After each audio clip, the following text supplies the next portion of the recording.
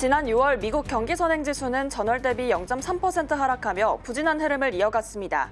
컨퍼런스 보드는 낮은 소비자 기대 심리, 부진한 제조업 신규 주문, 실업수당 청구 증가를 주요 하락 원인으로 꼽았습니다.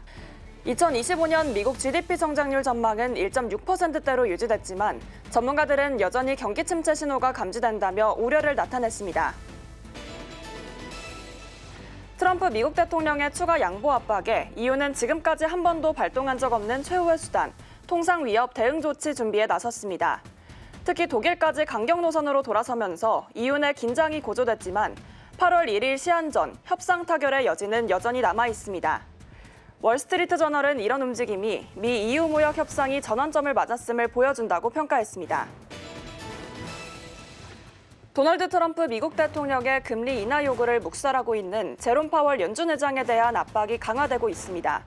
트럼프 대통령이 이미 파월 해임 서한 초안까지 마친 것으로 알려진 가운데 스콧 베선트 재무장관이 현지 시간으로 21일 연준 기관 전체에 대한 조사를 요구하고 나섰습니다.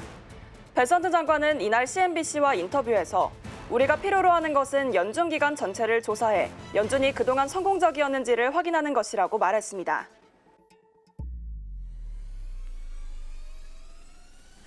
밤사이 뉴욕 증시에서 있었던 일 쉽고 빠르게 전해드리겠습니다. 안녕하세요. 글로벌 증시 와이드 진행의 이연아입니다. 뉴욕 증시는 지난주부터 본격 어닝 시즌에 돌입했죠. 이번 주는 빅테크 기업들의 실적이 발표될 예정인데요. 시장은 기대감이 더 많은 것으로 포착이 되고 있습니다. 긍정적으로 해석한 모습인데요. 자세한 마감 상황 살펴보겠습니다. 네, 3대 지수는 모두 혼조세로 마감을 했지만 나스닥 지수와 S&P 500 지수는 좋은 흐름을 보였습니다. 특히 나스닥 지수 오늘도 사상 최고가를 또다시 경신을 했는데요. 0.38% 상승하면서 마감했습니다. 6거래일 연속으로 상승했다라는 점까지 체크해보시면 좋을 것 같습니다. 이어서 S&P 500 지수입니다. 0.14% 상승하면서 마감했습니다. S&P 500 지수 같은 경우에는 6,305포인트 선에서 마감을 했는데 6,300포인트 위에서 마감한 것은 또 이번이 처음이라고 합니다. 이전까지 체크해보시면 좋을 것 같습니다. 다우존스 지수는 보합권에서 머물다가 결국에는 하락으로 마감했는데요. 0.04% 하락하면서 마감했습니다.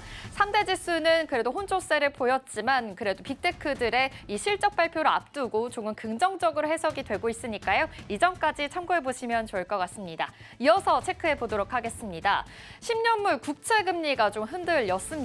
1시 기점으로 해서 더 큰 폭으로 좀 빠진 모습이 체크가 됐는데요. 1.24% 하락하면서 4.3%대에서 거래가 됐습니다. 필라델피아 반도체 지수는 소폭 상승했네요. 0.12% 상승한 모습이 체크가 되고 있고요. 국제유가입니다. WTI 국제유가 같은 경우에는 0.42% 하락하면서 배럴당 65달러 선에서 거래가 됐습니다. 이어서 히트맵 통해서 어떤 흐름들이 있었는지 살펴보도록 하겠습니다. 전반적으로 좀 혼조세를 보였지만 그래도 빅테크들의 랠리가 좀 펼쳐진 하루였습니다. 특히나 브로드컴 같은 경우에도 1.7% 상승했고요. 구글과 메타, 아마존 같은 경우에도 짙은 그린라이트를 형성한 모습으로 체크가 됩니다. 구글 2.72% 상승했고요. 메타도 1.23% 상승하면서 어느 정도 실적에 대한 기대감, 앞으로 AI에 대한 기대감까지 더 깃든 것으로 포착이 되고 있습니다.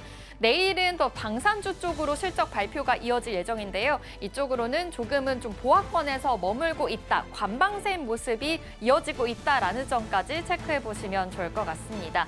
오늘 엑소모빌과 쉐보론은 좀 상반됐네요. 엑소모빌은 0.26% 상승했고요. 쉐보론 같은 경우에는 0.23% 하락하면서 마감했습니다. 내일 그래도 지금 소비재 관해서 관련된 이야기들이 많이 나올 것이고 실적에 대한 모멘텀으로 인해서 월마트와 코스트코 정도도 지금 관망세인 모습이 포착이 되고 있습니다. 이 점까지 확인해 보시면 좋을 것 같습니다. 그렇다면 특징적인 종목들은 어떤 것들이 있는지 세 가지 통해서 확인해 보도록 하겠습니다. 구글과 코어위브, 버라이즌 이렇게 준비해봤습니다. 구글 오늘 2.8% 좋은 흐름을 보였는데요. 어떤 소식인지 먼저 살펴보도록 하겠습니다. 네, 구글 같은 경우에는 지금 독점에 대해서 계속해서 좀 잡음이 있었죠. 그런데 이 독점 문제 문제를 이제는 곧 해결이 될 수 있을 것이다라는 해석이 나왔기 때문입니다. 구글과 애플, 이 검색 엔진에 대해서 독점이 과연 해결이 될 수 있을지 계속 지켜보시면 좋을 것 같은데요. 미국 법원에서는 구글 검색 독점 해소 방안이 곧 결정이 될 예정이라고 합니다. 관련해서 모건 스탠리도 이런 전망을 내놓았습니다. 구글과 애플 간의 검색 엔진 거래가 법원이 판단이 될 것이다 하면서 TAC라고 하죠. 검색 트래핑 유치 비용이 앞으로 허용될 가능성이 더 높다라고 모건 스탠리가 분석을 했습니다. 현재 구글은요, 애플 기기에서 기본 검색 엔진 자리를 확보하는 대가로 매년 약 200억 달러, 우리 돈으로 하면 27조 원에 달하는 금액을 애플에 지급해 왔는데요. 모건 스탠리는 법원이 이 거래 자체를 금지하지는 않겠지만 독점적인 지위는 좀 제한이 될 것이다라고 분석을 했습니다. 이전까지 좀 확인을 해보시면 좋을 것 같고요. 특히나 EPS 영향이 2% 내로 제한적일 것이다라는 점까지 확인을 해보시면 좋을 것 같습니다. 애플의 주당 순이익이 2% 감소하는 수준에 그칠 것이라는 전망도 있는데요. 사실 최악의 시나리오도 있는 상황입니다. 구글이 애플에 아예 비용을 지급하지 않을 경우에는 이야기가 좀 달라진다라는 것입니다. 애플은 최소 10% EPS가 하락할 수 있고요. 주가도 4월 저점 수준까지 떨어질 수 있다라는 이야기가 나오고 있습니다. 구글과 애플 간의 검색 엔진 독점에 관해서는 계속해서 좀 리스크가 있는 것으로 확인이 되는데, 하지만 그래도 미국에서는 법원이 이를 곧 결정하게 될 것이다라는 이야기가 나왔으니까요. 이 불확실성인 모습이 해결이 될 수 있을 것이다라는 기대감이 더 깃든 것으로 보입니다. 그럼으로써 구글 주가 오늘 2.8% 상승했습니다. 하지만 이 구글에서는 애플에게 이렇게 지급하지 못할 경우에는 애플에 관해서는 최악의 시나리오가 펼쳐질 수 있으니까요. 이전까지 체크해 보시면서 앞으로의 투자 대응 좀 잘 해보셔야 될 것 같습니다. 이어서 다음 특징주 살펴볼까요? 바로 코어 위브입니다. 15억 달러의 채권을 발행할 계획이다라고 밝혔습니다. 이와 함께 1.5% 오늘 강하게 또 올라오는 모습이 포착이 되는데요. 채권을 왜 발행하는지에 대한 이유가 또 중요하겠죠. 이유를 살펴보니까요.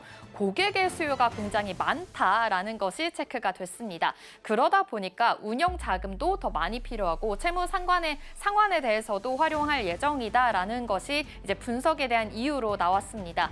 무엇보다도 고객의 수요가 많다라는 것은 더 강하게 긍정적으로 해석이 되는 부분이니까요. 이전까지 체크를 해보시면 좋을 것 같습니다. 특히나 코어웨이브 같은 경우에는 지금 엔비디아가 지분을 7% 가지고 있죠. AI 클라우드에 대해서 강자다라고 분석을 해볼 수 있겠습니다. 그러다 보니 앞으로의 상승에 대한 탄력은 역시나 있는 상황으로 포착이 되고요. 엔비디아와 마이크로소프트가 주요 고객이니만큼 앞으로의 행보에 대해서도 긍정적으로 해석을 하고 있다는 것까지 파악해 보시면 좋을 것 같습니다. 코어웨이브 이뿐만이 아닙니다. 지금 현재 비트코인 채굴 업체죠. 코어 사이언티픽을 인수했습니다. 그러다 보니 그 클라우드 부분뿐만이 아니라 비트코인 채굴까지 함께 성장에 대한 모멘텀이 더 있으니까요. 함께 체크해 보시면서 앞으로의 투자 대응까지 살펴보시면 좋을 것 같습니다. 이렇게 채권 발행을 통해서 어떻게 운영 자금을 사용하게 될지까지 좀 눈여겨보시면서 앞으로의 행보에 주목해 보시면 좋을 것 같습니다. 이어서 다음 종목도 살펴볼까요?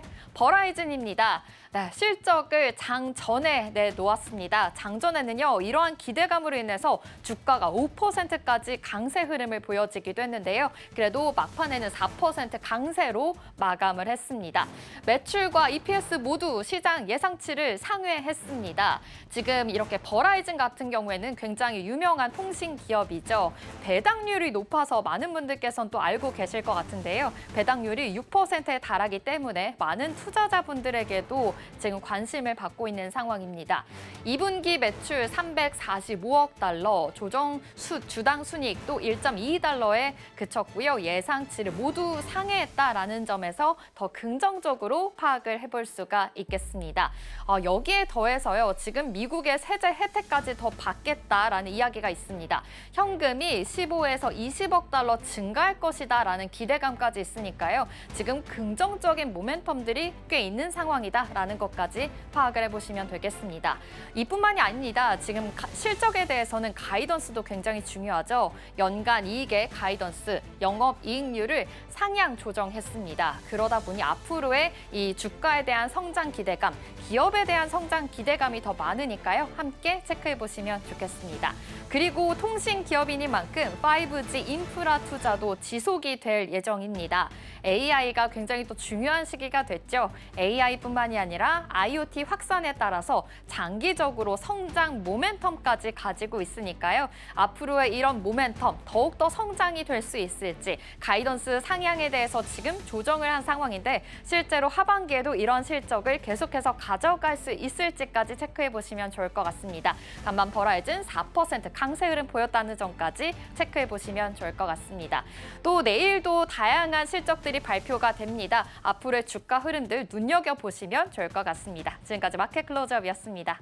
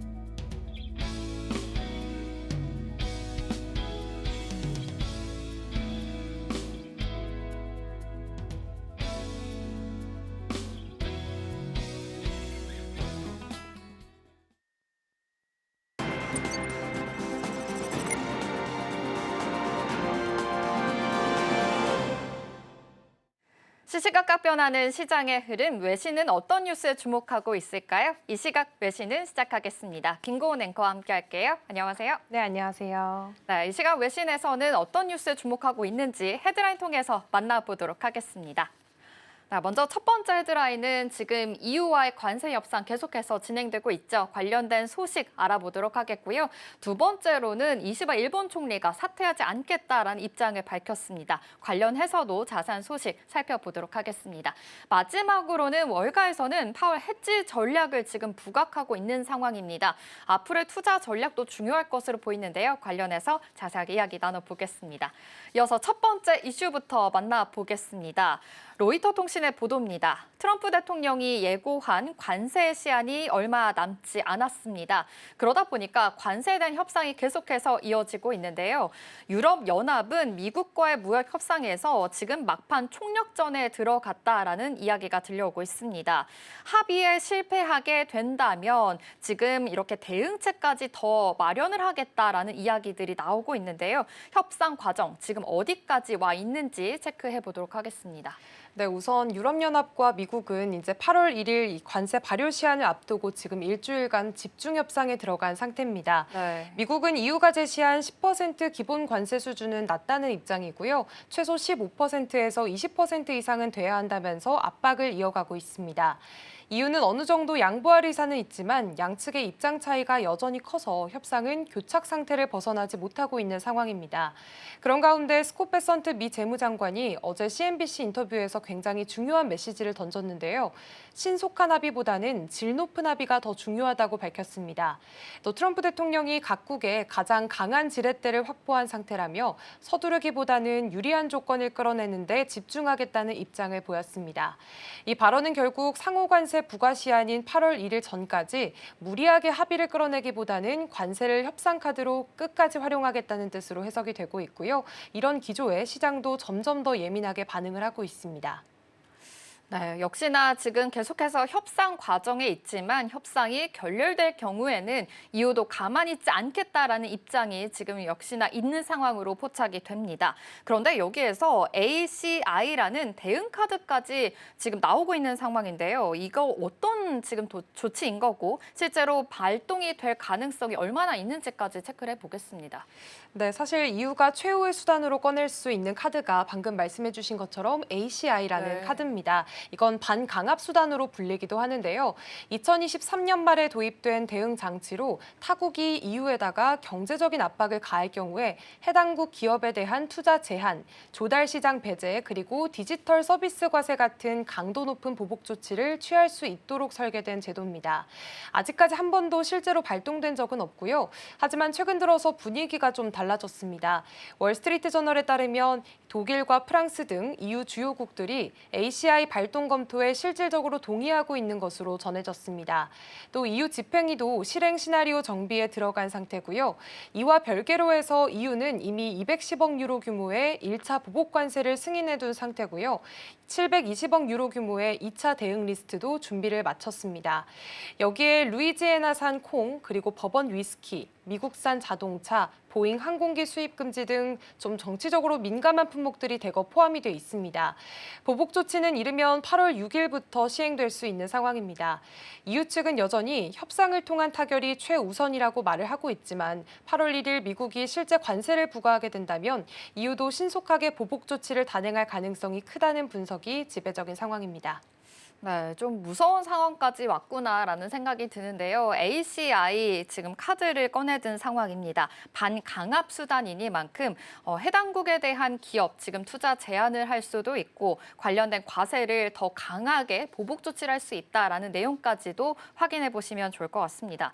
이렇게 협상이 더 격화가 되게 되면 시장에서도 아무래도 흔들릴 수밖에 없을 것 같은데요. 글로벌 시장에서는 어떤 파장을 지금 일으키고 있을까요? 네, 크게 보면 좀 세 가지 축으로 정리를 해볼 수가 있겠습니다. 네. 먼저 직접적인 관세 부담이 커지게 된다면 자동차나 철강, 또 반도체나 의약품 같은 이런 전략 산업의 수출입 가격이 왜곡이 될 수 있고요. 이는 결국에 소비자 물가나 또 공급망 비용, 그리고 기업 이익률에 영향을 주게 됩니다. 두 번째는 불확실성 리스크입니다. 베선트 장관이 합의보다 질이 중요하다, 또 서두르지 않겠다라고 얘기를 한 만큼 시장에서는 관세 발효 가능성이 좀 높아졌다라는 쪽으로 해석을 하고 있습니다. 그런데 여기다가 EU가 ACI까지 꺼낸다면 단순한 무역 마찰을 넘어서 글로벌 규제 충돌로 확산될 가능성도 배제할 수는 없습니다.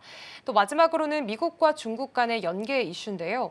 베선트 장관은 이번 인터뷰에서 중국이 러시아산 석유를 수입하는 문제를 강하게 비판을 했고 또 2차 관세 부과 가능성까지 언급을 했습니다.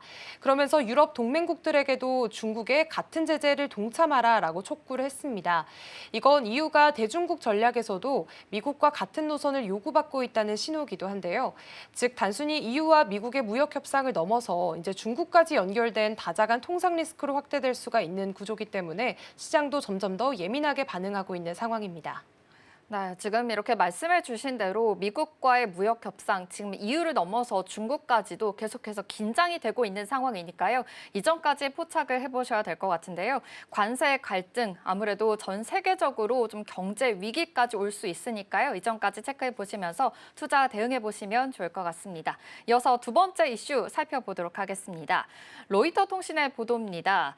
현재 일본 정치가 또 크게 흔들리고 있습니다. 20일에 치러진 참의원 선거에서 자민당이 사실상 참패하면서 이시바 시게루 총리가 정치적인 위기를 맞게 됐습니다.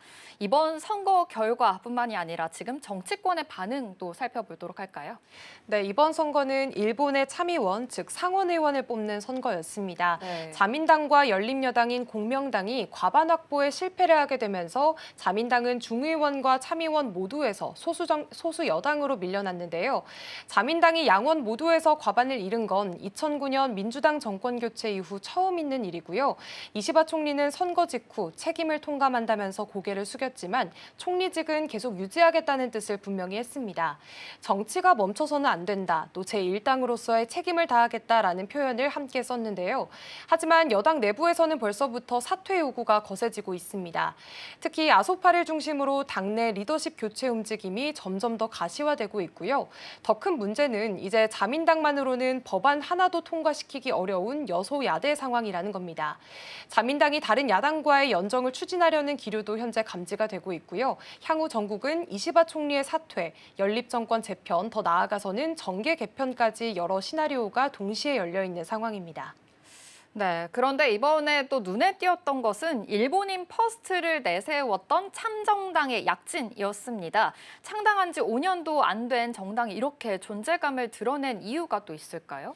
네, 사실 참정당은 2020년에 만들어진 극우 성향의 신생 정당입니다. 네. 기존에는 참의원 의석이 2석뿐이었는데 이번에는 최소 14석 이상 확보한 걸로 집계가 되면서 단독으로 법안을 낼 수 있는 11석 기준도 넘겼습니다.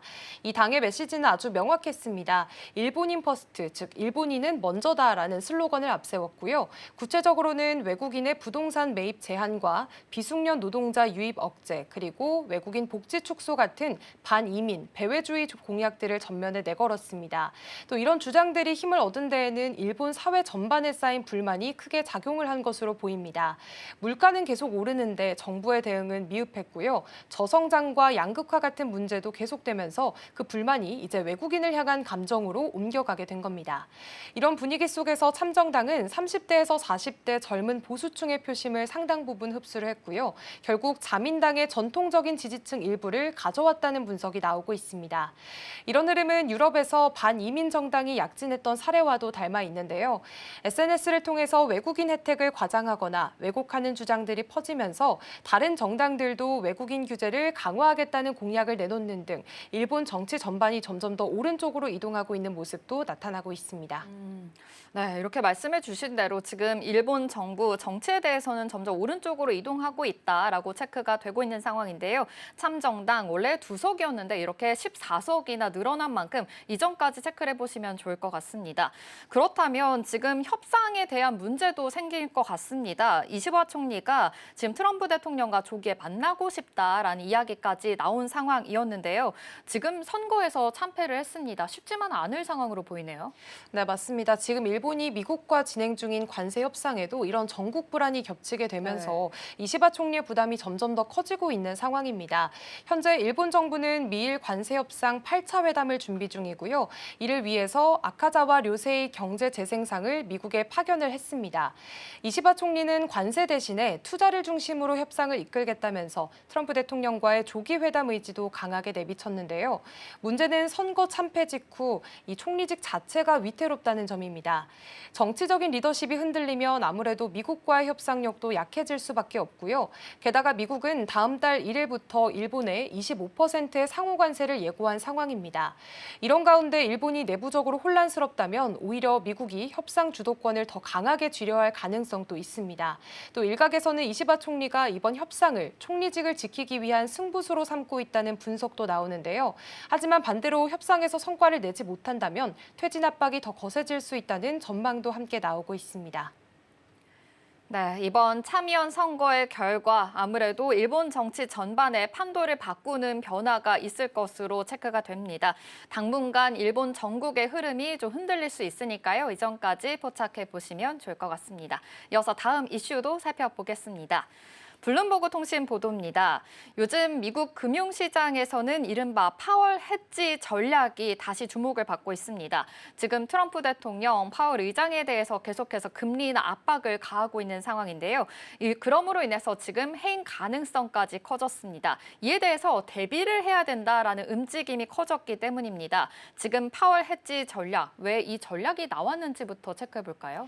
네, 이번 이슈는 단순히 누가 연준 의장을 그 이후에 맡느냐라는 이런 인사 문제를 넘어서서요. 이제는 연준의 독립성이 흔들릴 수 있다라는 시장의 불안감이 조금 더 확산된 모습으로 보이고 있습니다. 네. 파월 해지 전략이라는 건 만약 트럼프 대통령이 파월 의장을 교체하고 또 금리 인하에 더 적극적인 임무를 안치게 되면 단기적으로는 금리가 떨어지겠지만 반대로 중장기적으로는 인플레이션이 더 심해질 수 있다는 걸 가정한 투자 전략입니다. 그래서 나온 대표적인 대응이 바로 스티프너 트레이드인데요. 쉽게 말하면 단기 국채는 사고 장기 국채는 파는 방식입니다. 예를 들면 2년물 국채를 사고요. 10년물이나 30년물은 파는 건데요. 실제로 지난주 파월 해임설 보도가 나오자마자 미국 30년물 국채 금리가 하루 만에 0.11%포인트나 급등을 했습니다. 또 장단기 금리차도 2021년 이후 최대 폭으로 벌어졌는데요. 결국 투자자들은 지금 당장의 금리 움직임보다도 연준이 정치적으로 흔들릴 수 있다는 리스크 자체에 주목하고 있다고 보시면 되겠습니다. 네. 정말 시장에서는 단기 이 국채는 사고 장기 국채는 팔아야 된다라는 파월 해지 전략이 지금 두드러지고 있다라는 소식까지 전해주셨습니다. 여기에 더해서 트럼프 대통령, 이 베센트 재무장관의 파월 해임에 대해서는 지금 말렸다라는 보도가 나왔는데 트럼프 대통령은 이거는 거짓말이다라고 해명을 하기도 했습니다. 이런 발언에 대해서 시장이 더 예민해졌다라고도 볼 수 있겠는데요. 지금 시장 상황도 어떻게 볼 수 있을까요? 네, 트럼프 대통령은 이 베센트 재무장관이 파월 의장의 해임을 말렸다라는 월스트리트저널 네. 보도에 대해서 좀 부인을 한 상황입니다. 하지만 여기서 더 눈길을 끈 건 트럼프 대통령의 추가 발언이었는데요. 누구도 나에게 설명할 필요는 없다. 시장에 뭐가 좋은지는 내가 제일 잘 안다라고 얘기를 하면서 정책 결정은 본인이 중심이라는 점을 강조했습니다. 이런 발언은 아무래도 연준에 대한 정치적 개입 우려를 더 키웠다는 평가가 나오고 있습니다. RBC의 마크 다우딩 CIO도 연준 의장은 정치에서 독립적이라는 신뢰가 흔들리고 있다라고 지적을 한 상황이고요. 시트리니 리서치는 투자자들에게 단기채 매수, 장기채 매도 전략, 앞서 말씀드린 파월 해지를 바로 권고를 했습니다. 결국 시장이 예민하게 반응하는 건 파월을 해임하느냐 마느냐보다는 대통령이 계속해서 연준을 공개적으로 압박하고 있다는 흐름을 좀 주의 깊게 보고 있습니다. 이건 연준의 정책 신뢰성과 금리 전망 그리고 시장 전반의 불확실성을 키우는 요인이 되고 있습니다. 그러니까요. 지금 트럼프 대통령 계속해서 연준을 압박할수록 시장은 불확실성이 커지기 때문에 흔들릴 수밖에 없는데요. 지금 시장에서는 또 어떻게 대응을 하고 있을까요? 네, 우선은 크게 세 가지로 좀 정리를 해볼 수가 있겠습니다. 앞서 말씀드린 대로 이 파월 해지 전략이 우선 먼저 시장에서는 반응을 하고 있는 부분이고요. 두 번째는 인플레이션 기대 심리를 보는 지표인 BEI에 주목하는 움직임입니다. 이 지표는 시장이 앞으로 물가가 얼마나 오를지에 대한 기대를 보여주는데요. 최근 10년물 BEI가 2.42%까지 올라서 2월 이후 가장 높은 수준을 기록했습니다. 그만큼 시장이 연준을 못 믿겠다는 신호를 점점 더 가격에 반영하고 있다는 뜻이고요. 세 번째는 파월 의장 후임에 대한 관심입니다. 지금은 크리스토퍼 월러 이사가 유력하다는 전망이 많은데요. 최근 7월 금리 동결에 반대를 하면서 강한 입장을 내비치기도 했습니다. 결국 시장이 주목을 하고 있는 건 연준의 독립성이 과연 지켜질 수 있느냐, 그리고 앞으로 통화 정책이 얼마나 일관성을 가질 수 있느냐 하는 부분입니다. 만약에 이게 흔들리게 된다면 금리 전망부터 달러 흐름, 그리고 인플레이션까지 전반적인 시장 리스크로 이어질 수밖에 없겠습니다. 네, 지금 시장에서는 계속해서 금리 인하에 대한 시그널 지금 확인하고 있는 상황으로 포착이 되고 있습니다. 이 파월 해지 전략도 지금 우세하다라는 소식까지 들려주셨고요. BI에 주목하고 있고 파월 의장 후임까지 이야기가 나오고 있는 상황이다 보니까 이전까지 체크해 보시면 좋을 것 같은데요.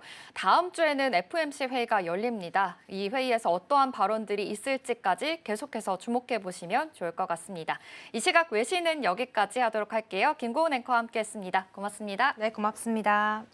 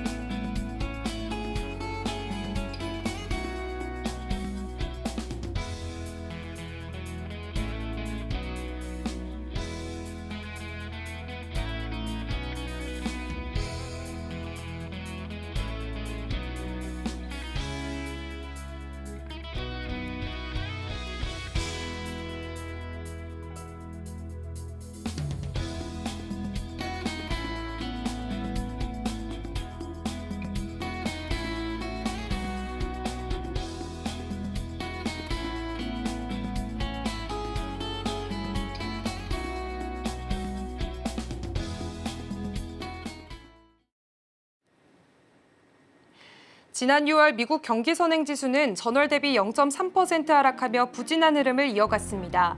컨퍼런스 보드는 낮은 소비자 기대 심리, 부진한 제조업 신규 주문, 실업수당 청구 증가를 주요 하락 요인으로 꼽았습니다. 2025년 미국 GDP 성장률 전망은 1.6%로 유지됐지만 전문가들은 여전히 경기 침체 신호가 감지된다며 우려를 나타냈습니다. 트럼프 미국 대통령의 추가 양보 압박에 이유는 지금까지 한 번도 발동한 적 없는 최후의 수단, 통상 위협 대응 조치 준비에 나섰습니다. 특히 독일까지 강경 노선으로 돌아서면서 이유 내 긴장이 고조됐지만 8월 1일 시한 전 협상 타결의 여지는 여전히 남아 있습니다. 월스트리트 저널은 이런 움직임이 미국과 EU의 무역 협상이 전환점을 맞았음을 보여준다고 평가했습니다.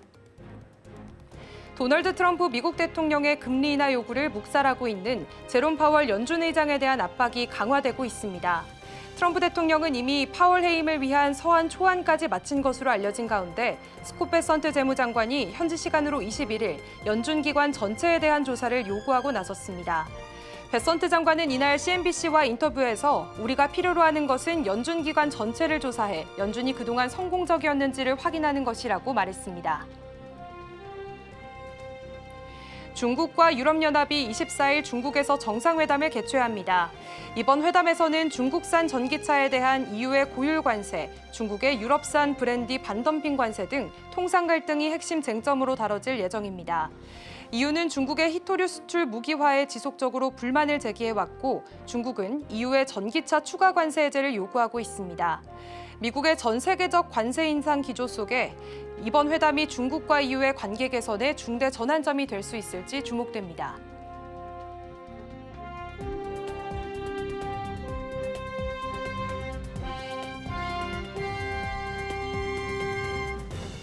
밤사이 뉴욕 증시 상황 함께 다시 점검해 보겠습니다.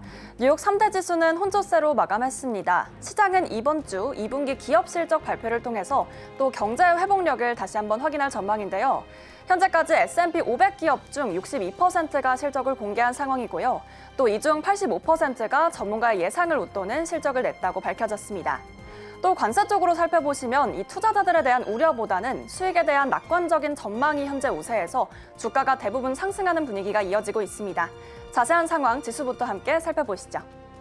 네, 현재 나스닥 지수부터 살펴보겠습니다. 나스닥 지수 6거래일 연속으로 상승세 이어가면서 0.38% 현재 상승하는 모습 확인할 수가 있습니다. 또 S&P 500 지수 어제는 지지부진했지만 오늘은 소폭 상승하면서 다시금 처음으로 6,300선을 돌파하는 모습을 보이고 있습니다. 또 그간 지지부진한 흐름을 보였던 다우존스 지수 0.04% 현재 하락하면서 오늘은 소폭 하락하는 모습이 이어졌습니다. 그럼 이어서 다음 장 체크해보겠습니다.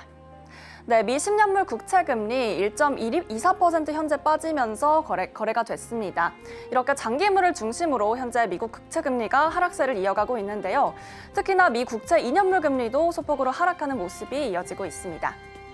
필라델피아 반도체 지수는 상승으로 마감했습니다. 0.12% 상승하면서 또 한 번의 이 반도체 섹터 전반적으로 빨간불의 여파를 함께 이어가는 모습이 지수에서도 확인이 되고 있습니다.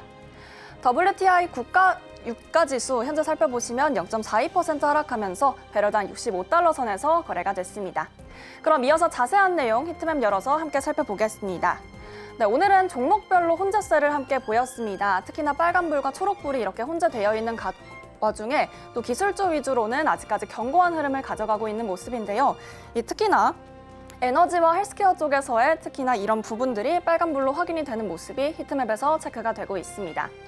그렇다면 이번에는 자세히 종목으로 클로즈업 해보겠습니다. 먼저 살펴보시면 구글과 메타의 강세가 오늘 두드러지는 하루를 보였는데요. 구글의 경우 2.72% 상승하면서 마감을 했습니다. 이 법원이 온라인 검색 시장에서 최근 구글의 반독점 해소 방안을 조만간 또 결정할 예정인 가운데 그로 인해서 모건 스탠리의 발표가 있었죠. 사실 구글과 애플이 거래가 중단되지는 않을 것이다. 이런 긍정적인 전망을 내놓으면서 2%대 넘는 상승불을 또 켜주면서 마감했습니다. 반면 마이크로소프트는 보합권에서 마감했고요. 그리고 메타의 경우에는 1.12% 가까이 되는 수준으로 현재 상승했습니다. 또 다음으로 넘어가서 함께 체크를 해보겠습니다. 테슬라의 경우에는 0.35% 하락하면서 마감했습니다. 이는 실적 발표를 앞두고 또 테슬라 실적이 기대에 미치지 못할 것이다. 이런 우려감 때문에 현재 소폭 하락한 것으로 체크가 되고 있는데요. 시총은 현재 테슬라의 경우 1조 580억 달러로 집계되면서 시총 1조 달러는 유지했습니다. 테슬라의 경우 최근 유럽은 물론 또 미국에서의 판매가 급감하는 상황이 포착이 되고 있습니다. 또한 이뿐만이 아니라 유럽 시장과 미국, 중국에서도 또 한 번의 부진이 현재 겪고 있는 상황인데요. 중국 업체들과의 계속되는 갈등 그리고 그런 경쟁 업체에서 벗어난 부분이 체크가 되면서 테슬라의 고전은 현재 이렇게 지수에서도 체크가 되고 있습니다. 다음으로 다음 단으로 넘어가서 필수 소비재 함께 살펴보겠습니다. 오늘 아마존과 월마트의 경우에는 그래도 좋은 흐름 함께 가져가고 있습니다. 아마존은 또 2분기 실적 발표를 앞두고 있죠. 그에 대한 또 실적 발표에 대한 기대감 덕분에 오늘은 1.4%가량 상승하면서 마감했습니다. 월마트도 마찬가지로 필수 소비재 단에서 계속해서 오르고 있는 종목으로 체크가 되고 있습니다. 0.65% 상승불 켜주며 마감했습니다. 네, 다음으로 제약바이오단에서도 함께 살펴보겠습니다. 일라일리 어제는 좀 제약바이오단에서 훈풍이 불어왔지만 오늘은 1%대 넘는 하락세가 이어지고 있습니다. 그뿐만이 아니라 존슨앤드존슨 역시도 0.4% 소폭 하락하는 모습이 함께 체크가 되고 있습니다. 네, 그뿐만이 아니라 다음으로 넘어가서 엑슨모빌과 쉐브론도 함께 체크를 해보겠습니다. 엑슨모빌과 쉐브론 현재 오늘은 또 소폭으로 이어지고 있는 모습이 펼쳐지고 있는데요. 두 종목 모두 보합권에서의 움직임 현재 확인해 보실 수가 있습니다. 네, 그렇다면 자세한 미국 증시 상황 현재 히트맵을 통해서 살펴봤습니다. 구글 모에서 알파벳과 테슬라가 오는 23일 실적 발표를 할 예정인데요. 이 부분 한번 체크해 보셔도 좋겠습니다. 더 자세한 이슈와 상황 저희 이연아 앵커와 함께 확인해 보겠습니다. 히트를 통해서 자세한 종목별 흐름도 체크를 해봤는데요. 좀 더 특징적인 흐름들이 어떤 게 있는지 세 가지 통해서 살펴보도록 하겠습니다. 네, 먼저 세 가지 구글과 코어위브, 버라이즌입니다. 관련해서도 자세하게 이야기 나눠보겠습니다. 먼저 구글부터 체크를 해볼까요? 네, 먼저 구글 보면 2.8% 상승했습니다. 지금 검색 엔진에 대해서 계속해서 이야기가 나오고 있죠. 이 검색 엔진에 대한 독점을 이제는 해결할 수 있다라는 이야기가 나왔기 때문입니다. 역시나 불확실성이 해소하게 된다면 좀 더 기대감으로 인해서 주가가 상승하게 됐죠. 그러므로 인해서 2.8% 상승했습니다. 미국 법원에서 구글에 대한 검색 독점 해소에 대한 방안을 곧 결정할 것이다라는 이야기가 나왔기 때문입니다. 모건 스탠리에서도 이런 전망을 내놓았는데요. 애플 선택 화면 도입 시에는 지금 EPS 영향이 2% 내로도 제한적일 수 있다라는 이야기가 나왔습니다. 아무래도 애플 쪽에서는 좀 타격을 받을 수밖에 없는 상황으로 포착이 되는데요. 그래도 지금 독점에 관해서는 계속해서 이슈가 있는 만큼 이와 관련해서는 해소 방안이 나온다라는 점에서 더 긍정적으로 해소를 해볼 수가 있을 것 같습니다. 또 구글이 지금 이 검색 엔진을 지급을 중단할 시에는 애플이 더 큰 타격을 받을 수 있다는 최악의 시나리오까지 나온 상황입니다. 애플의 EPS가 최대 10에서 20% 하락할 수 있다라는 가능성이 있고요. 주가도 굉장히 큰 폭으로 빠질 수가 있다라는 이 시나리오가 있으니까요. 이전까지 체크를 해보시면 좋을 것 같습니다. 지금 구글 아무래도 검색 엔진에 관해서는 리스크가 있는 만큼 이전까지도 앞으로의 주가 행보에 대해서도 생각해 보시면 좋을 것 같습니다. 그럼 이어서 다음 종목도 살펴볼까요? 코어위브입니다. 코어위브 1.54% 상승하면서 마감했습니다. 지금 채권을 발행하겠다라는 소식이 들려왔기 때문입니다. 15억 달러의 채권을 발행을 계획하고 있는데요. 이 채권 왜 발행하는지가 또 중요하겠죠. 고객 수요가 굉장히 많다라는 이슈가 나왔습니다. 이뿐만이 아니라 고객 수요로 인해서 운영 자금으로 활용하겠다라는 이야기가 함께 나왔고요. 채무 상환까지 활용될 예정이다라는 이야기가 나왔으니까요. 채권 발행에 대해서는 그래도 좀 긍정적으로 해석하고 있다라는 점까지 체크해 보시면 좋을 것 같습니다. 이 AI 클라우드에 대한 강자죠. 바로 엔비디아의 지분 7%를 보유하고 있습니다. 엔비디아가 지분을 7% 보유하고 있는 만큼 굉장히 계속해서 더 강하게 갈 수 있고 또 긍정적인 모멘텀으로 해석할 수 있다라는 점까지 체크해 볼 수가 있겠습니다. 특히나 엔비디아와 MS 쪽으로 주요 고객을 가지고 있는 만큼 코어 이브에 대해서는 긍정적인 모멘텀이 살아있는 상황이니까요. 함께 체크해 보시면 좋겠습니다. 최근에는요. 비트코인 채굴 업체 코어 사이언티픽을 인수했습니다. 그러므로 인해서 성장세, 비트코인뿐만이 아니라 암호화폐 관련된 성장세까지 주목을 받을 수가 있으니까요. 이전까지 확인해 보시면서 주가 대응도 해보시면 좋을 것 같네요. 다음 종목도 살펴볼까요? 버라이즌입니다. 지금 실적 시즌이니만큼 어떠한 실적을 냈는지가 굉장히 중요하겠죠. 버라이즌 좋은 실적을 냈습니다. 매출과 EPS 모두 시장 예상치를 모두 상회했다라는 소식입니다.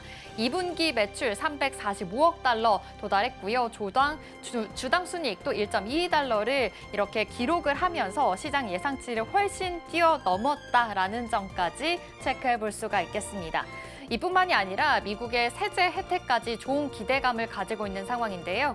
현금 15에서 20억 달러 증가할 것이다라는 기대감까지 있는 상황인 거고요. 또 가이던스도 중요하잖아요. 이 가이던스를 상향 조정했고요. 영업이익률 또한 상향 조정하면서 계속해서 좋은 흐름을 보여줄 수 있을 것이다라는 것까지 체크해 보시면 좋을 것 같습니다. 요즘 AI, IoT 관련해서도 계속해서 관심이 많은 상황입니다. 버라이즌 아무래도 통신 기업으로서 굉장히 또 우세한 기업이니만큼 5G에 대한 인프라를 계속해서 투자할 것이다라는 이야기가 나왔습니다. 통신 기업으로서의 이 줏대를 계속해서 가져갈 것으로 확인이 되고 있고요. 이뿐만이 아니라 AI와 IoT 확산에 따른 장기 성장에 대한 모멘텀까지 지금 주목을 받고 있는 상황이다 보니까 실적도 뒷받쳐줬고 연간 이익에 대한 가이던스까지 상향 조정이 되면서 앞으로의 주가 흐름도 더 좋을 것이다라는 이야기와 함께 이렇게 4% 강세 흐름을 보였습니다. 이전까지 체크해 보시면 좋을 것 같습니다. 또 간밤에도 다양한 이슈들이 있었습니다. 어떤 이슈들이 있었는지 하나씩 체크해 볼까요? 네, 요즘 미국 시장 굉장히 좋은 흐름을 보여주고 있습니다. 이 와중에도 매그니피센트 7에 대해서는 좀 희비가 엇갈리고 있는데요. 어떻게 엇갈리고 있는지 잠시 후에 체크해 보도록 하겠고요. 간밤에는 경기 선행 지수가 나왔습니다. 하락하면서 경기 둔화에 대한 시그널을 보여줬는데요. 이와 관련해서도 이야기 나눠보겠습니다. 마지막으로는 베센트 장관이 고품질의 합의가 더 중요하다라고 이야기한 만큼 어떤 내용인지까지 살펴보겠습니다. 먼저 매그니피센트 7에 대해서 이야기 나눠볼까요? 네, 올해의 수익률을 정리를 한번 해봤습니다. 지금 보시면 엔비디아와 메타, 마이크로소프트는 20% 이상 급등한 반면에 알파벳과 애플, 이런 테슬라 같은 경우에는 하락했다라는 것까지 체크를 해볼 수가 있겠습니다. 굉장히 지금 희비가 엇갈린 상황이다라는 것까지 체크를 해볼 수가 있겠는데요.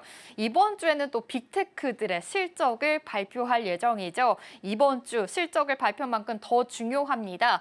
바로 23일에는 알파벳과 테슬라의 실적이 나오고요. 30일에는 마이크로소프트와 메타의 실적이 발표가 됩니다. 31 1일에 지금 애플의 실적도 굉장히 좀 기대감이 있는 상황인데 애플과 아마존이 나오고요. 8월 27일 제일 마지막쯤에 나오죠. 엔비디아 실적까지 기대감이 있는 상황이니까요. 이전까지 체크를 해보시면 좋을 것 같습니다.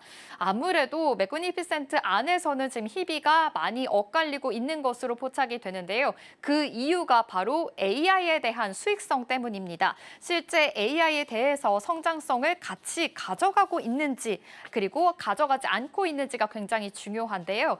다음 장 통해서 더 자세한 내용도 살펴보도록 하겠습니다. 네, 지금 AI의 선두주자가 있고요. 뒤쫓는 자 이렇게 나눠서 한번 체크를 해보도록 하겠습니다. AI 하면 아무래도 엔비디아가 빠질 수가 없겠죠. 지금 시총 1위를 달리고 있는 만큼 AI 관련해서는 굉장히 선두주자로 달려가고 있습니다. 4조 달러를 돌파했고요. 칩 시장에서도 독주하고 있다라는 것까지 체크를 해볼 수가 있겠습니다. 메타도 마찬가지입니다. 요즘 AI에 대해서 굉장히 또 많은 기업들과 협업을 하고 있는 상황인데요. 적극적으로 투자하고 있다라는 것까지 체크해 볼 수가 있겠고요. 마이크로소프트 같은 경우에도 오픈 AI와의 협업을 통해서 앞으로의 이 중심 클라우드까지 성장세를 기록하고 있다라는 점도 체크해 보시면 좋을 것 같습니다. 그렇다면 조금은 부진한 쪽도 체크해 볼까요? 애플 쪽에서는 애플 인텔리전스가 조금은 진전이 미미하다라는 소식이 들려왔습니다. 시리도 계속해서 밀려나고 있는 만큼 2026년에 출시를 할 전망이니까요. 이전까지 확인해 보시면 좋을 것 같고요. 알파벳도 체크를 해보겠습니다. 지금 AI 요약에 대해서는 검색 기능을 도입은 했지만 챗 GPT 같은 경쟁의 우려는 계속해서 되고 있는 만큼 알파벳도 우려사항이 조금 더 많은 상황으로 체크가 되고 있습니다. 테슬라도 보자면 AI 스타트업, 지금 XAI는 있지만 주주 투표가 또 추진 중이고요. 아무래도 오너 리스크가 또 부진하게 있는 만큼 이전까지 체크해 보시면서 매그니피센트 안에서는 좀 잡음과 리스크가 있는 상황이다라는 것까지 체크해 보시면서 AI 경쟁 어떻게 앞으로 더 나아갈 수 있을지까지 참고해 보시면서요. 투자 전략들 잘 세워보시면 좋을 것 같습니다. 그럼 이어서 체크해 볼까요? 네, 이어서는 경제 지표가 나왔습니다. 요즘 경제 지표가 또 굉장히 중요합니다. 금리 인하에 대한 시그널이 어떻게 되는지에 따라서 또 향방이 갈리기 때문인데요. 선행 지수가 좋지 못하게 나왔습니다. 2달 연속으로 하락을 했다라는 이유입니다. 지금 상반기를 보자면요. 2.8% 급락한 것으로 볼 수가 있겠는데 작년 하반기보다 더 둔화폭이 커졌다는 겁니다. 그러다 보니 지금 계속해서 선행 지수가 좋지 못하는 것으로 파악이 됩니다. 이 이유도 살펴보면요. 관세 정책에 대한 여파다라고 확인을 해볼 수가 있겠습니다. 소비가 더 위축이 됐고요. 신규 주문도 감소가 됐습니다. 또 투자도 더 보류를 하고 있는 만큼 복합적인 영향을 받고 있다라는 점이 확인이 된 겁니다.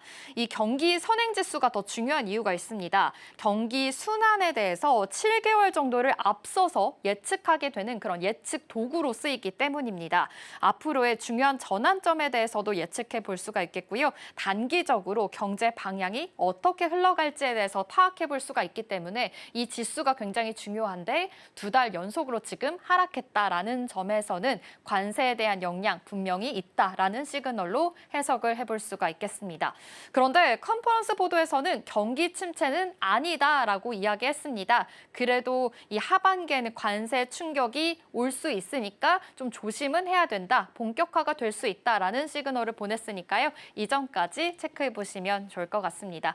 역시나 이 지수에 대해서는 조금 더 지지부진하게 나온 만큼 앞으로 있을 FOMC 회의에서는 금리 결정에 대해서 어떻게 할지 이 점도 체크를 해보시면 좋을 것 같습니다. 역시나 관세 이슈에 대해서는 역시나 있는 상황인데요. 다음 장 통해서도 체크해 볼까요? 관세 협의에 대해서 아무래도 계속해서 이야기가 나오고 있는 상황입니다. 미국 베선트 재무장관이 지금 관세 협의에 대해서는 고품질로 해야 된다라는 이야기가 나오고 있습니다. 8월 1일이 바로 시행을 지금 또 앞두고 있는 날이죠. 그러다 보니 각 나라에서는 협상 과정에 또 들어간 모습인데요. 지금 8월 1일까지 서두르지 않겠다라고 이야기하면서 앞으로의 고품질 합의가 더 중요하다라고 이야기했습니다. 또 베선트 재무장관은 관세 공포 조성은 있지만 인플레이션은 없다라고 이야기했는데요. 경기에 대한 자신감까지 보이면서 앞으로의 이 금리 금리 인하는 꼭 해야 된다라는 시그널을 보냈으니까요. 이전까지 확인해 보시면 좋을 것 같습니다. 이뿐만이 아닙니다. 지금 현재 연준은 금리 인하를 해야 된다. 현실을 직시하지 못하고 있다라고 이야기했는데요. 1990년대 그때 정보 기술에 대해서 혁명 시기가 있었습니다. 지금 그 상황과 비슷한 시기이기 때문에 지금은 금리 인하를 해야 된다라는 스탠스 계속해서 유지하고 있다라는 것까지 체크해 보시면 좋을 것 같습니다. 네, 경기는 지수는 조금은 지지부진하게 나왔지만 금리 인하에 대한 시그널은 역시나 계속 있는 상황이고요. 금리 압박도 계속 가해지고 있는 상황이니까요. 앞으로의 시장 상황이 어떻게 흘러가게 될지 계속해서 눈여겨보시면 좋을 것 같습니다. 지금까지 마켓 클로즈업이었습니다.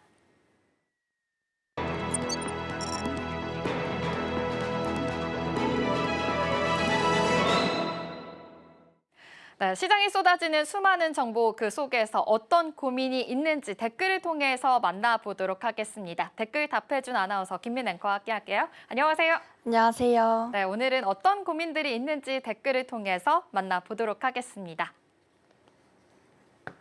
주가 흐름 보면 리튬 감별사 DNA가 깨어난다라는 댓글입니다. 리튬 관련된 종목일 것 같은데요. 감별사 DNA가 깨어난다라고 하는 걸 보니까요. 조금 더 긍정적인 모멘텀으로 해석을 해봐야 될지 어떤 종목에 대한 고민일까요? 네, 오늘 최근 관련해서 이 종목 관련된 내용 특히나 이야기가 많이 오고 가고 있습니다. 최근 2차 전지 관련된 주가 이어지게 되면서 또 네. 포스코 퓨처엠 관련된 언급이 계속해서 이어지고 있죠. 이번 댓글 역시도 포스코 퓨처엠 관련된 소식입니다. 이번 포스코 퓨처엠의 반등은 또 단기 반짝이 아니라 정책 변화와 또 공급망 구조 조정, 이와 관련된 결합의 흐름인데요.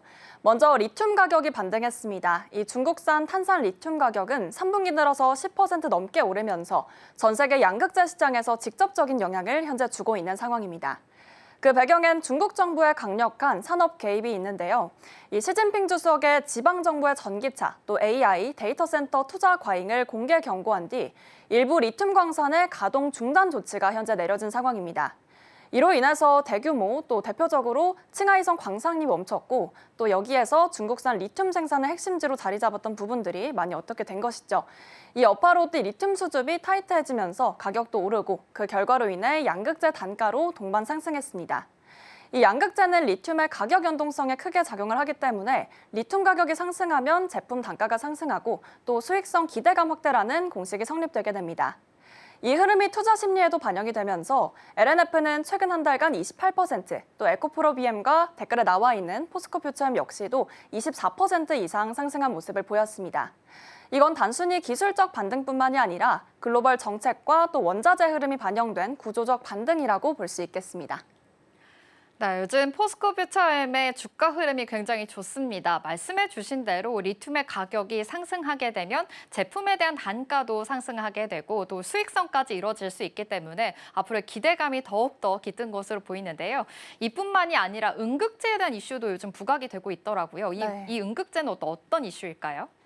네, 이렇게 리튬 가격 반등과 함께 시장에서 주목하는 또 두 번째 요인은 바로 말씀해주신 것처럼 미국의 중국산 흑연에 대한 고율 관세 예고가 되겠습니다. 네. 이 흑연은 음극재의 핵심 원료가 되겠는데요.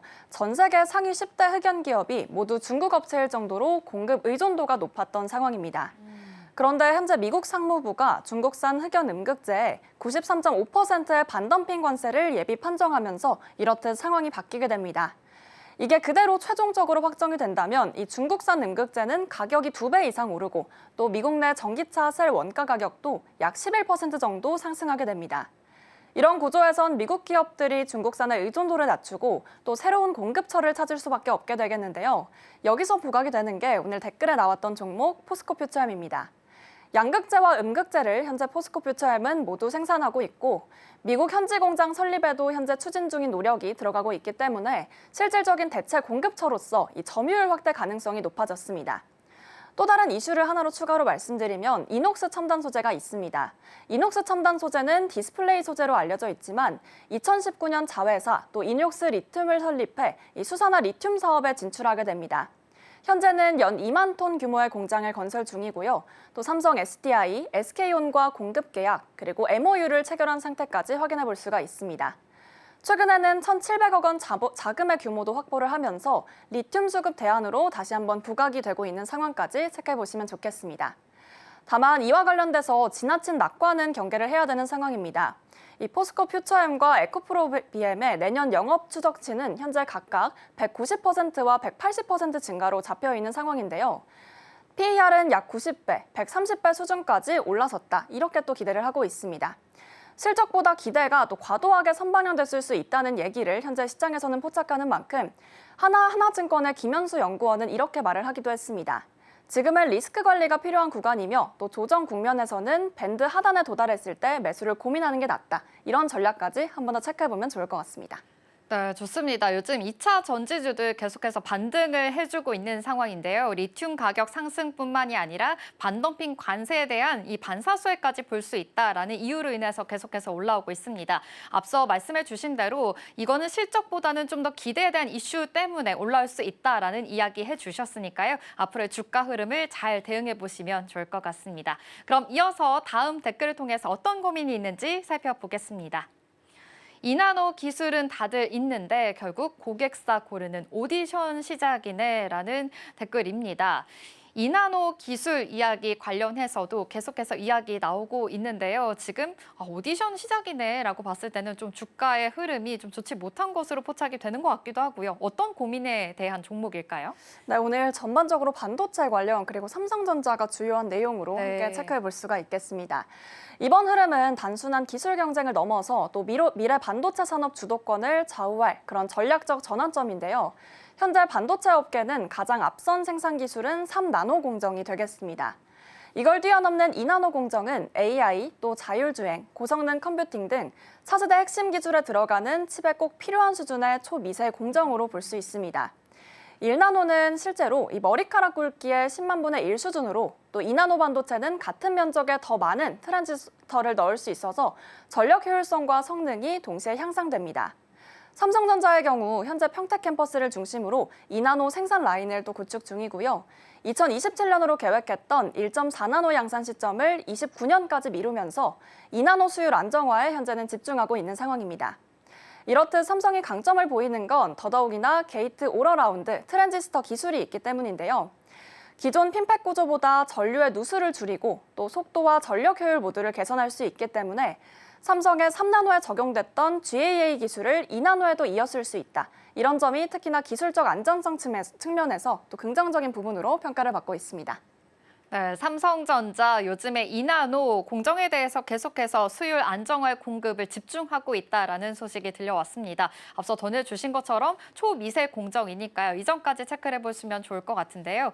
그렇다면 경쟁사도 좀 체크를 해봐야 될 것 같습니다. TSMC라든지 일본의 라피더스, 지금 경쟁 상황이 어떻게 진행되고 있는지 확인해 볼 수 있을까요? 사실 경쟁 구도 굉장히 치열한 상황으로 전개가 되고 있는 상황입니다.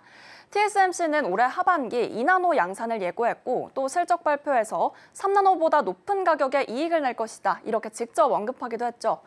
TSMC는 이미 세계 파운드리 시장의 67%가 넘게 차지하고 있는 부분이기 때문에 2나노 시장도 선점해 삼성과의 격차를 벌리겠다. 이런 전략을 펼치고 있습니다. 여기에 더해서 일본의 라피더스도 변수로 작용합니다. 2022년 일본 정부가 주도해 만든 이 회사는 도요타, 소니, 또 이런 일부 대표 기업들과 함께 참여를 하고 있는데요. 이번 달 트랜지스터가 정상 작동하고 또 2나노 시제품 제작에 성공적으로 밝히기도 했습니다. 지토제 공장의 가동에 들어간 만큼 27년 양산을 목표로 현재 본격적인 전력 투입에 나선 상황입니다. 그런데 주목할 만한 건 이와 관련된 삼성의 전략 변화를 또 한번 체크해보면 좋을 것 같습니다.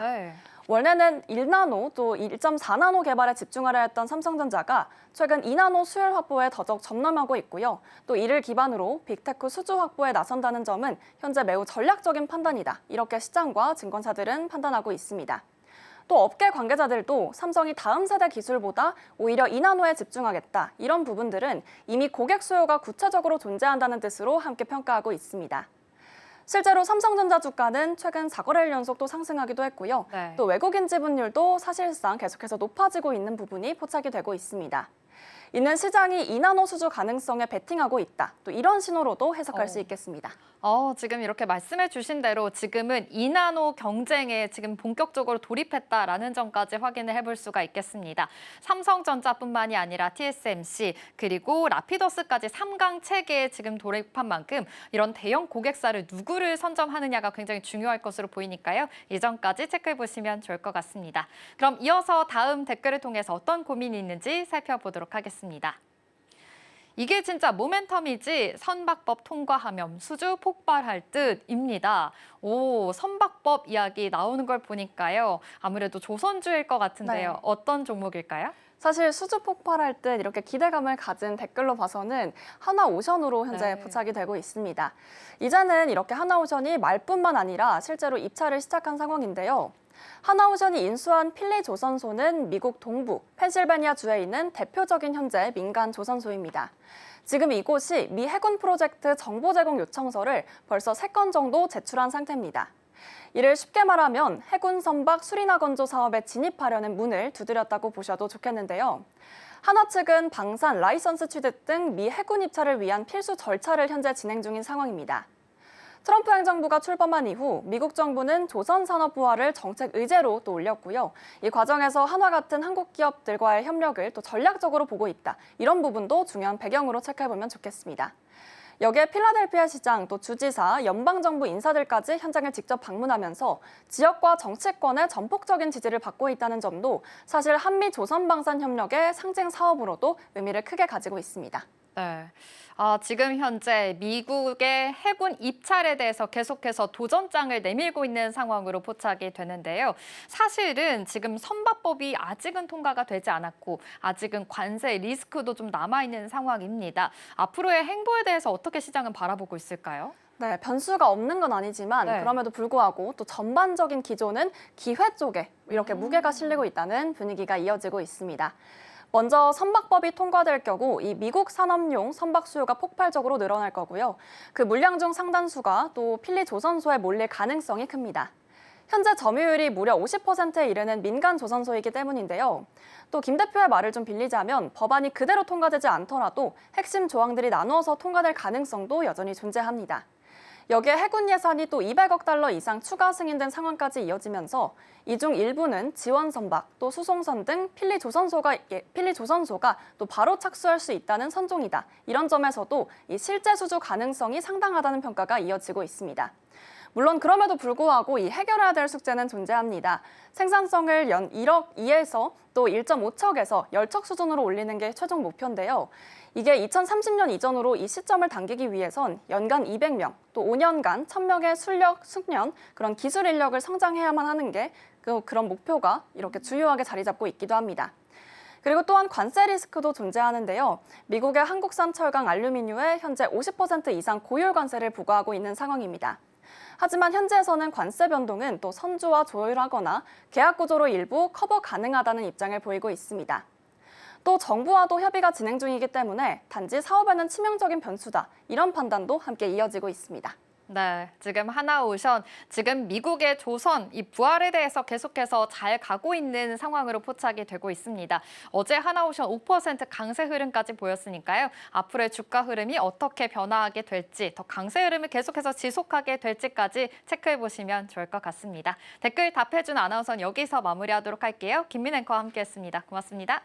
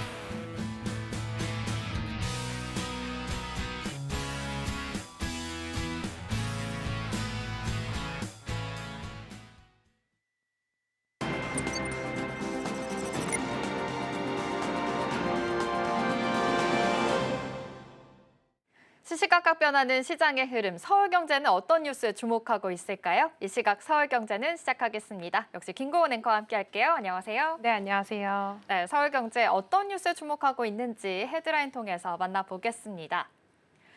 네, 첫 번째 소식으로는 한미 고위급 협의 채널 재가동했다라는 소식입니다. 잠시 후에 자세하게 이야기 나눠보겠고요. 두 번째 소식은 삼성전자, 세 번째는 셀트리온 소식까지 자세하게 이슈 살펴보도록 하겠습니다.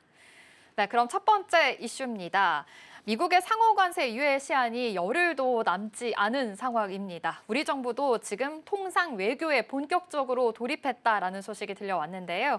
경제수장팀이 이번 주에 미국으로 출국을 할 예정이라고 합니다. 지금 협상 상황부터 체크를 해볼까요? 네, 현재 미국은 상호관세 유예 시한을 8월 1일로 설정을 했습니다. 이 시한이 좀 다가옴에 따라서 우리 지금 한국도 굉장히 발빠르게 대응에 나서고 있는 상황인데요. 가장 먼저 움직인 건 위성락 국가안보실장입니다. 관세 발효를 불과 12일 앞둔 지난 20일 미국 워싱턴 DC로 다시 급파가 됐고요. 이번에도 마코 루비오 미국 국무장관을 만나서 관세뿐만 아니라 투자와 안보 문제까지 포괄하는 이른바 패키지 협상에 물꼬를 트는 역할을 맡게 됐습니다.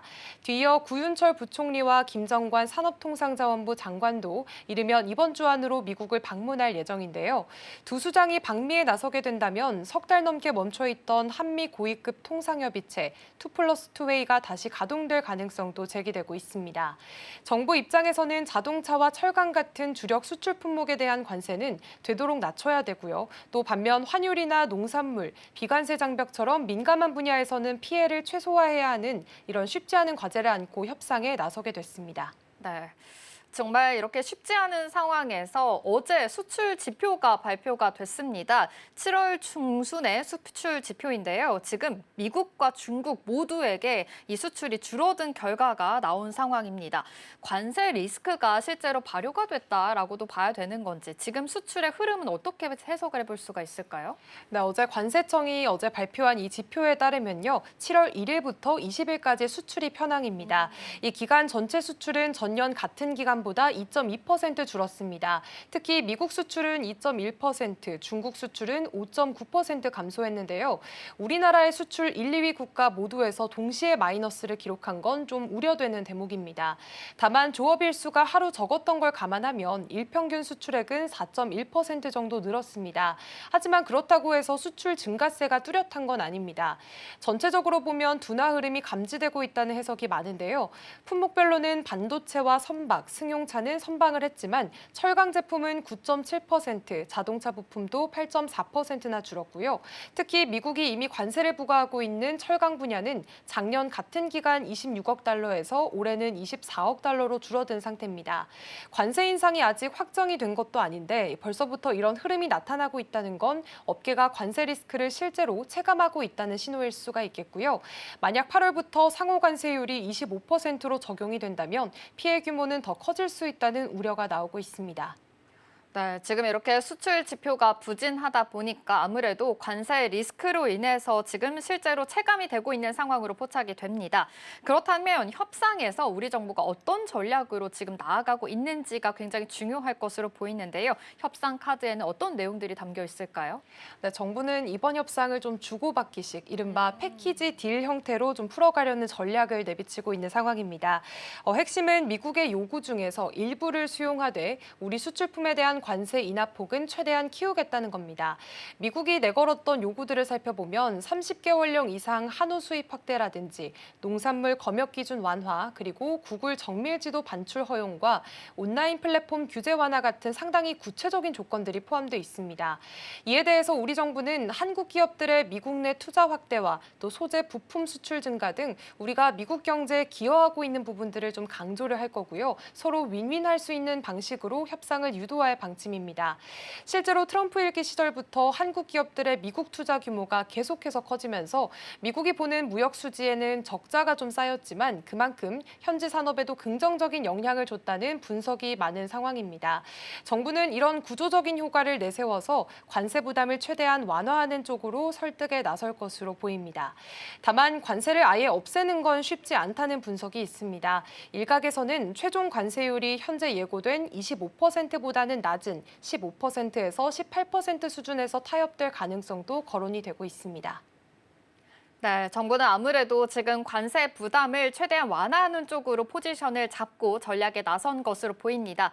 이번 주에 이제 경제수장팀이 미국으로 출국할 예정이라고 하니까요. 이전까지 포착해 보시면서 어떠한 이야기들이 오고 가는지까지 체크해 보시면 좋을 것 같습니다. 그럼 이어서 다음 이슈 체크해 보도록 하겠습니다. 네, 요즘 삼성전자의 주가 흐름이 굉장히 좋습니다. 어제 같은 경우에는 장중에 6만 8천 원을 넘기면서 영중 이 최고가를 다시 새롭게 쓰기까지 했는데요. 정말 7만 전자가 또 코앞으로 다가온 상황입니다. 지금 주가에도 힘이 실리고 있는 상황인 거고 외국인들도 들어오고 있다라는 점까지 포착이 되는데요. 어제 상승세를 좀 이끌었던 배경부터 살펴볼까요? 네, 어제 삼성전자 주가는 1% 넘게 오르면서 6만 7,800원의 종가를 형성했습니다. 또 장중에는 6만 8,800원까지 오르면서 올해 들어서 가장 높은 가격을 기록했는데요. 무엇보다 외국인 매수세가 뚜렷하게 들어왔습니다. 7월 한 달 동안 외국인이 삼성전자 주식을 1조 8,700억 원 넘게 순매수를 하면서 이달 들어 외국인 순매수 1위 종목에도 오르기도 했습니다. 이 영향으로 외국인 지분율도 약 3개월 만에 다시 50%를 넘어섰고요. 시장의 관심은 역시나 반도체 실적 회복에 쏠려 있습니다. 키움증권은 삼성전자의 하반기 실적 개선을 기대하면서 목표 주가를 기존 8만 원에서 8만 9천 원으로 상향을 했는데요. 특히 HBM4의 품질이 예상보다 훨씬 좋다라는 평가가 나온 데다가 1세대 10나노 디램 수율도 많이 개선됐다는 분석이 함께 나오면서 반도체 부문의 실적 반등 기대가 주가에 반영이 되고 있습니다. 네, 지금 증권가에서는 목표 주가를 상향하고 있다라는 소식까지 전해주셨는데요. HBM4도 그렇고 지금 파운드리 쪽에서도 기술 경쟁력을 회복하기 위해서 또 많은 박차를 가하고 있다라는 소식까지 알 수 있겠습니다.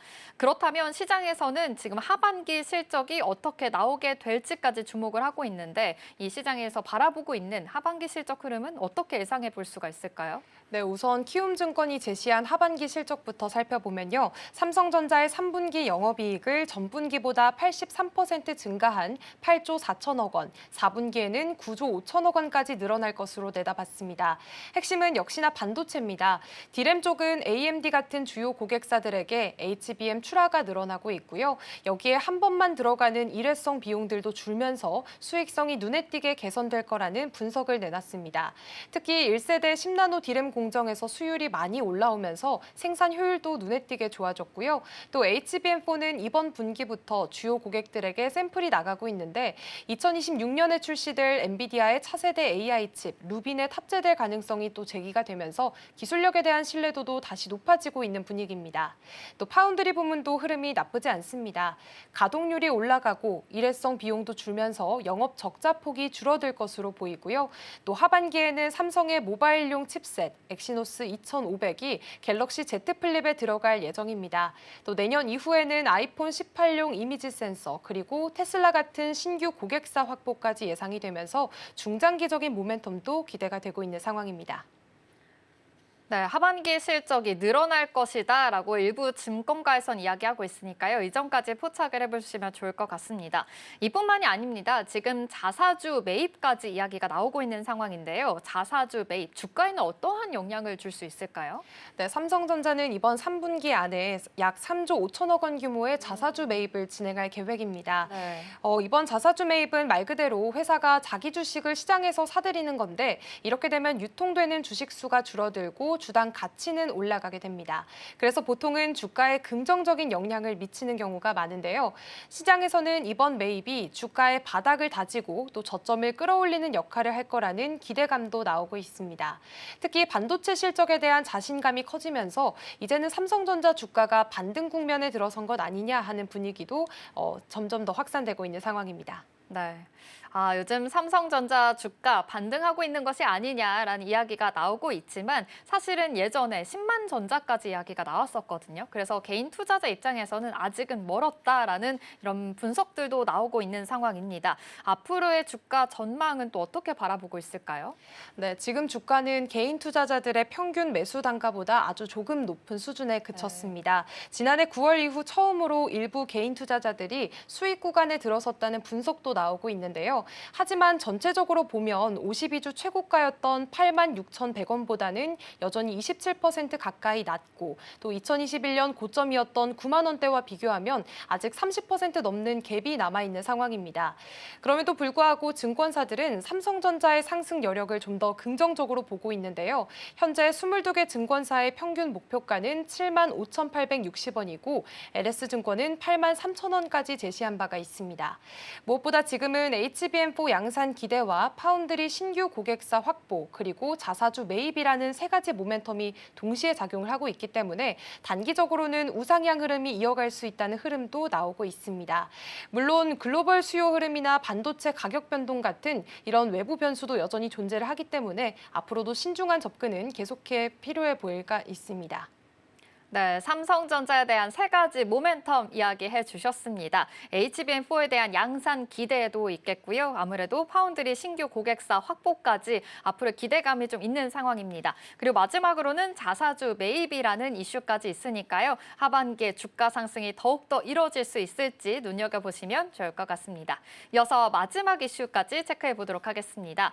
마지막으로는 셀트리온 이야기해 보려고 합니다. 어제 실적 발표가 있었죠. 2분기 잠정 실적을 발표했습니다. 매출도 영업이익도 2분기 기준으로 역대 최고치를 기록했습니다. 고수익 제품들의 판매가 늘어났다라는 것이 핵심 요인으로 지금 분석이 되고 있는 상황인데요. 이번 실적, 실제적으로 어떤 내용들이 담겨 있는지 확인해 볼까요? 네, 어제 셀트리온은 아주 좋은 실적을 내놨습니다. 올해 2분기의 연결 기준으로 해서 매출은 9,615억 원, 그리고 영업이익은 2,425억 원을 기록을 했습니다. 매출은 전년 같은 기간보다 약 10% 늘었고요. 영업이익은 무려 234%나 급증을 했습니다.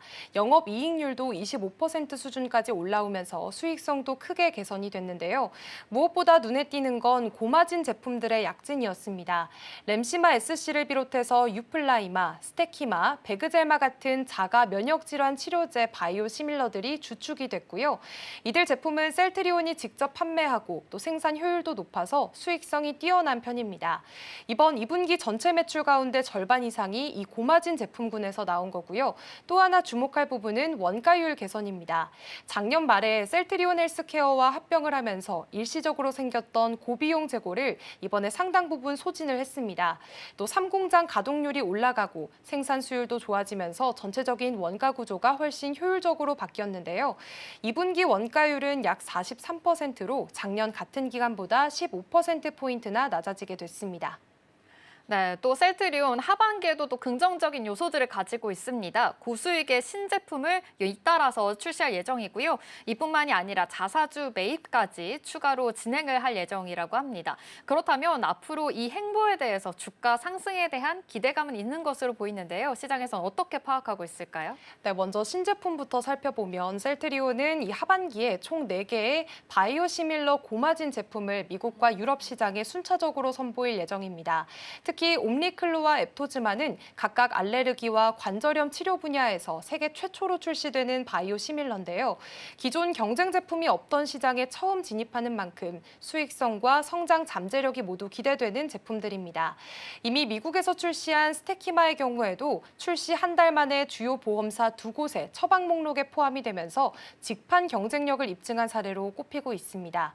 그리고 자사주 매입도 동시에 이뤄지고 있습니다. 어제 이사회에서 1,000억 원 규모의 자사주 추가 매입을 의결했고요. 오늘부터 바로 장내 매수가 들어갈 예정입니다. 올해 들어서만 벌써 8번째 자사주 매입이고요. 누적 규모는 7,500억 원에 달합니다. 여기에 자사주 소각 규모도 9,000억 원 가까이 되기 때문에 시장에서는 주주 환원 강화로 받아들이는 분위기입니다.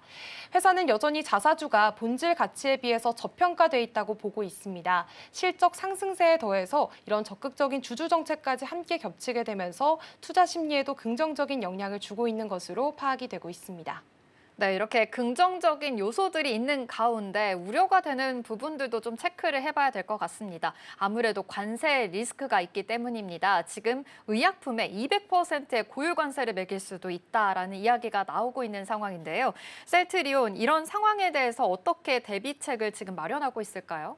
네, 아무래도 트럼프 대통령이 의약품에도 최대 1년 반 정도의 유예 기간을 두고 좀 고유 관세를 부과하겠다라고 밝힌 상황입니다. 그렇기 때문에 미국 수출 비중이 큰 삼성전자는 셀트리온 같은 기업들은 직접적인 영향을 받을 수 있다는 우려가 시장에서 나오기도 했는데요. 하지만 셀트리온은 이미 상황별 대응 전략을 마련해둔 상태입니다. 먼저 단기적으로는 미국 수출용 의약품 재고를 2년치 이상 확보해 놓고 있고요. 중기적으로는 미국 내 위탁 생산 파트너사와의 계약을 통해서 현지에서 직접 생산할 수 있는 체제를 갖췄습니다. 그리고 장기적으로는 아예 미국 내에서 생산 시설을 보유한 회사를 인수하는 방안도 검토 중입니다. 이건 아직 내부 검토 단계에 있지만 구체화되면 주주들에게 빠르게 안내하겠다고 밝히기도 했습니다. 결국 어떤 식으로 관세 정책이 시행이 되더라도 제품 공급에 차질이 없도록 철저히 준비하고 있다는 의미고요. 이런 선제적인 대응이 시장에서도 꽤나 긍정적으로 평가를 받고 있습니다. 네, 셀트리온 실적 어제 굉장히 또 잘 나온 것으로 포착이 되고요. 이 관세 리스크 관련해서도 대응 전략을 잘 세우고 있는 것으로 파악이 되고 있는 상황이니까요. 앞으로 하반기의 실적 모멘텀뿐만이 아니라 주가 전망도 계속해서 잘 이어질 수 있을지 기대해 보시면 좋을 것 같습니다. 이 시각 서울경제는 여기서 마무리하도록 할게요. 김고은 앵커와 함께했습니다. 고맙습니다. 네, 고맙습니다. 글로벌 증시와이드가 준비한 소식은 여기까지입니다. 본 방송에서 제공하는 정보는 투자 판단을 위한 조언일 뿐 해당 종목의 가치와 수익률을 보장하지 않습니다. 이어지는 출발 증시와이드도 많은 시청 바랍니다. 함께해 주신 여러분 고맙습니다.